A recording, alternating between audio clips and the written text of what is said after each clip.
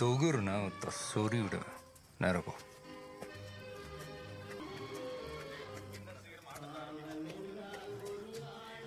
தட்ரா. இதுல கோடு வேற.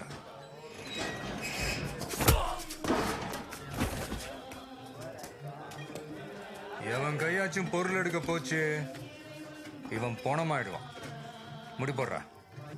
முடி போடு.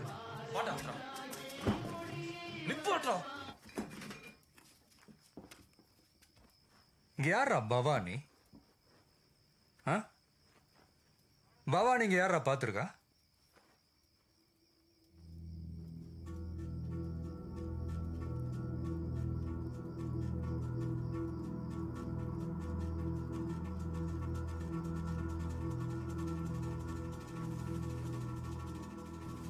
அதனால பேரு பவானி. பேரு வைக்கும் போது குப்புறப்படுத்துந்தானா என்ன?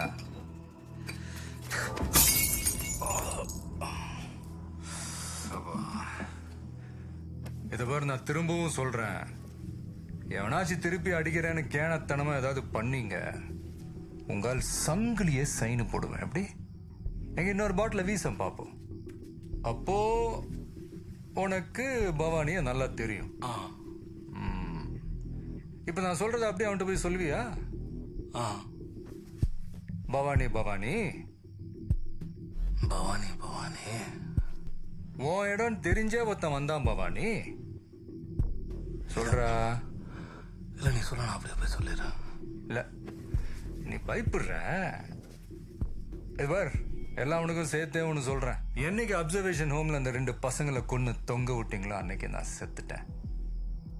இனிமே என்னை பத்தி எனக்கு கவலையே இல்லை. இந்த சின்ன பசங்க கையில பச்சை குத்தி விட்டு எச்ச வேலைக்கு யூஸ் பண்றதெல்லாம் இனிமே நடக்காது. இனி பசங்களை வச்சு எவன் எதை பண்ணணும்னு நினைச்சாலும் எனக்கு கொன்னுட்டு தான் பண்ணணும். ஆனா அதுல ஒரு சின்ன சிக்கல் இருக்கு. நான் சாகிறதுக்கு முன்னாடி மினிமம் ஒரு 10 பேரையாவது குத்திட்டு தான் சாவேன். அது பவானியா இருந்தாலும் சரி, பானுமதியா இருந்தாலும் சரி. இது அப்படியே அவன்கிட்ட போய் சொல்வியா? வா. எது?